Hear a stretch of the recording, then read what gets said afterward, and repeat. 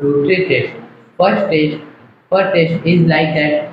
So that the study says that the acetic acid smell like vinegar.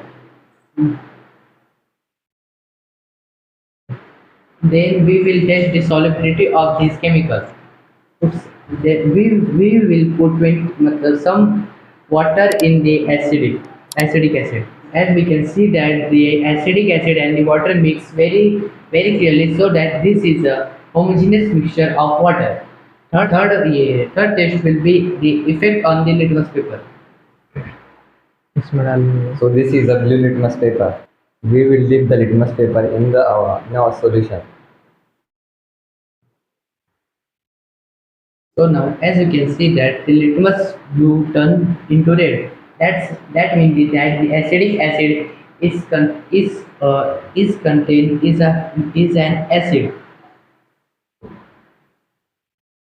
So as you can see the difference between the before dipping the litmus paper into the acidic acid and after dipping the litmus into the acidic acid. Thank you.